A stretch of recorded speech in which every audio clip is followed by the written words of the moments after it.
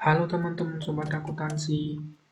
Jadi pada kesempatan kali ini kita akan membahas tentang akuntansi sektor publik.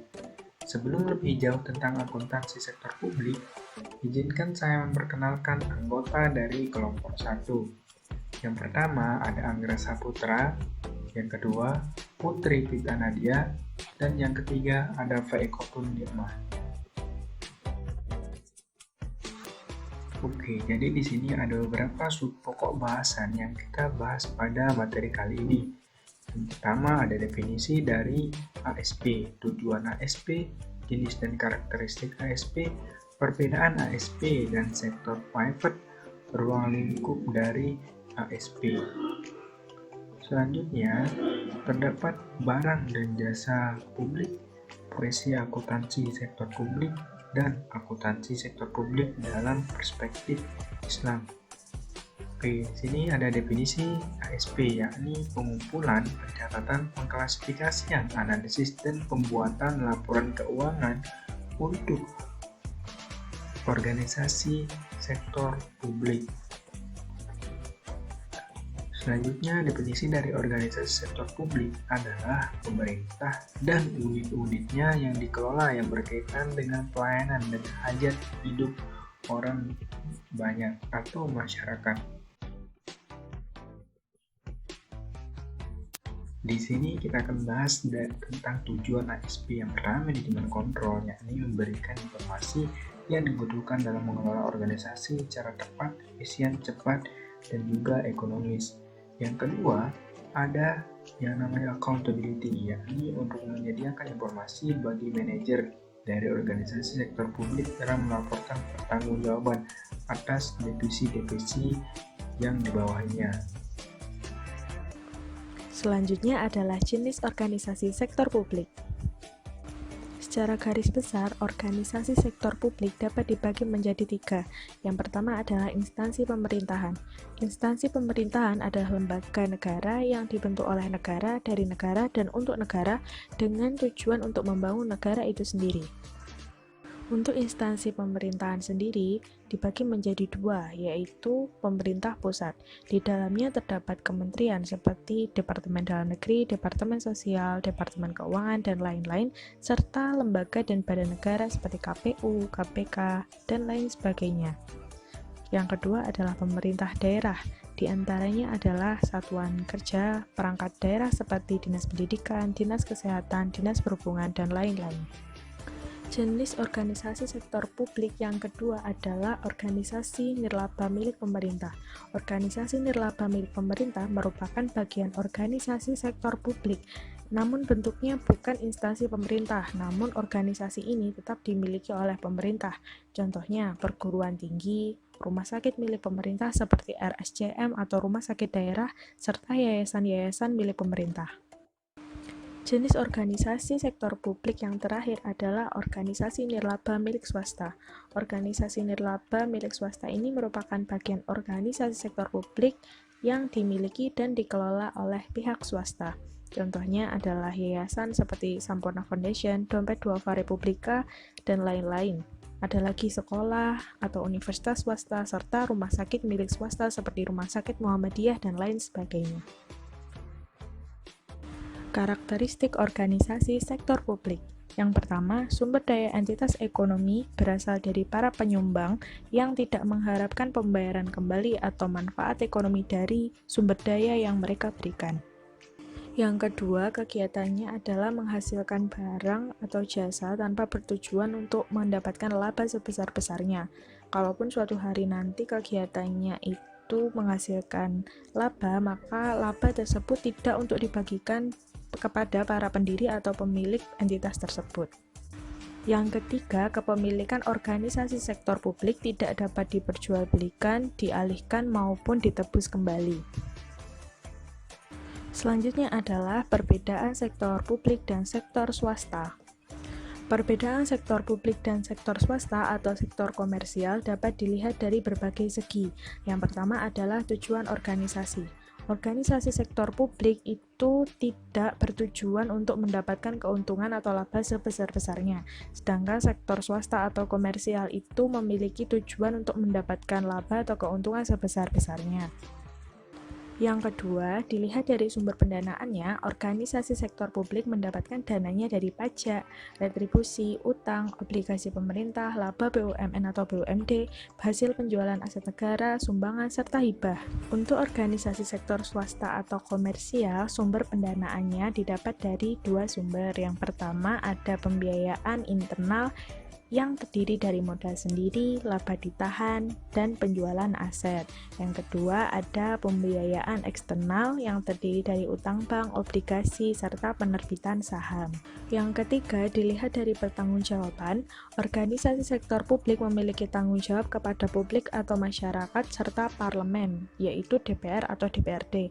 Untuk organisasi sektor komersial atau swasta memiliki tanggung jawab kepada pemegang saham dan kreditor. Yang keempat ada struktur organisasi. Struktur organisasi sektor publik bersifat birokratis, kaku, dan hierarkis, sedangkan struktur organisasi sektor swasta atau komersial bersifat fleksibel, datar, piramid, lintas fungsional, dan lain sebagainya. Yang kelima ada karakteristik anggaran. Karakteristik anggaran organisasi sektor publik sendiri bersifat terbuka untuk publik, sedangkan untuk organisasi sektor swasta atau komersial itu tertutup untuk publik. Yang keenam ada sistem akuntansi. Organisasi sektor publik menggunakan sistem akuntansi berbasis kas, sedangkan organisasi sektor swasta atau komersial menggunakan sistem akuntansi basis akrual.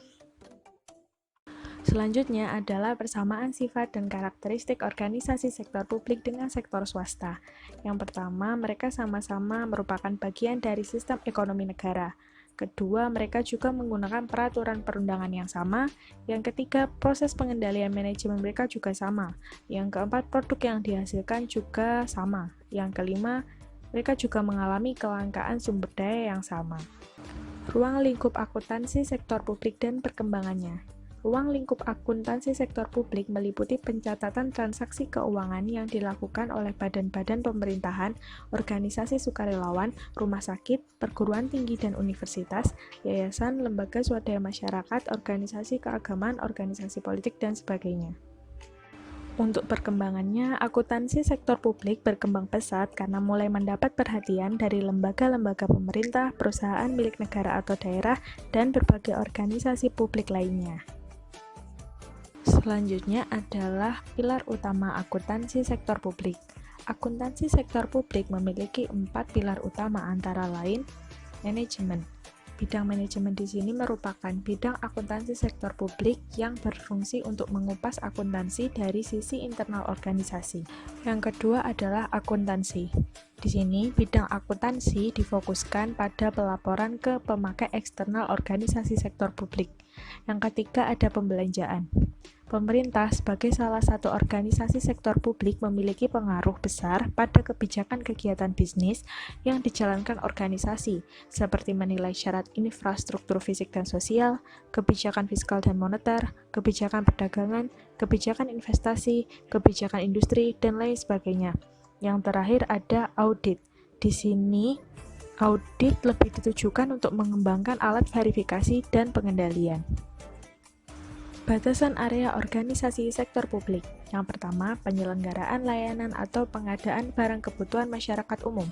Yang kedua, bukan untuk konsumsi individual. Yang ketiga, pemerintah ikut mengendalikan dengan saham atau sejumlah regulasi yang mengikat. Yang keempat, harga produknya tidak semata-mata ditentukan berdasarkan mekanisme pasar. Dan jasa publik merupakan barang dan jasa yang derajat eksklusivitas dan derajat keterhabisannya sangat rendah. Contohnya, penerangan jalan atau keamanan yang tidak dapat dibatasi penggunaannya dan tidak habis meskipun telah dinikmati oleh para pengguna. Barang atau pelayanan. Yang pertama adalah pure public goods, contohnya satuan kepolisian, layanan peradilan, dan pemadam kebakaran. Yang kedua adalah quasi public goods, contohnya pelayanan kesehatan dan pendidikan. Ketiga, quasi private goods, contohnya pelayanan jalan tol dan tenaga listrik. Yang keempat adalah pure private goods, contohnya makanan, pakaian, hiburan, dan peralatan. Apa sih itu barang publik? Barang publik adalah barang yang disediakan oleh instansi pemerintah dengan menggunakan APBN atau APBD yang berfungsi untuk mendukung program dan instansi tersebut. Contohnya adalah penyediaan infrastruktur transportasi perkotaan.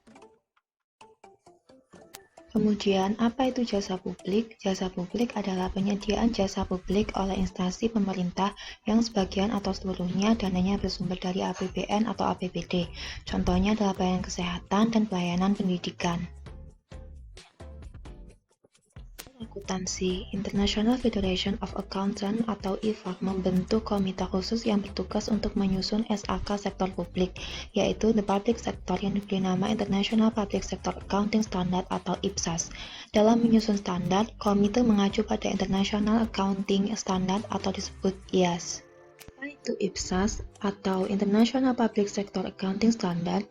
IPSAS yaitu meliputi serangkaian standar yang dikembangkan untuk basis akrual dan basis kas. Standar ASP yang lain yang digunakan yaitu Standar Akuntansi Pemerintahan atau ASP.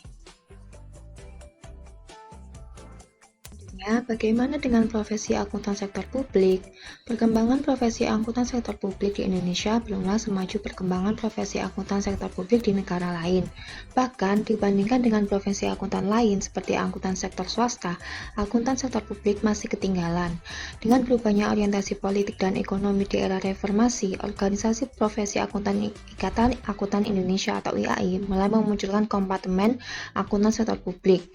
Kompartemen ini mewadahi para pekerja di bidang akuntansi dan akuntan yang bekerja di organisasi sektor publik.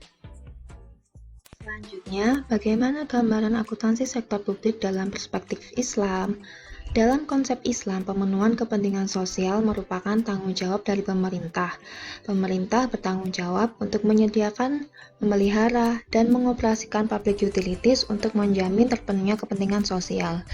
Pada masa-masa wilayah kekuasaan kekhalifahan Islam, negara banyak melakukan pembangunan dan pemeliharaan jalan, jembatan, dan kanal irigasi yang pada saat itu merupakan kebutuhan utama bagi masyarakat.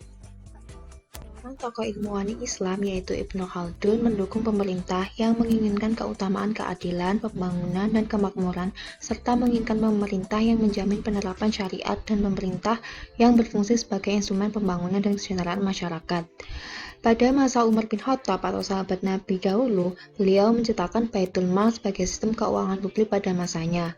Baitul Mal yang reguler dan permanen didirikan untuk pertama kalinya di ibu kota, kemudian dibangun cabang-cabangnya di ibu kota provinsi.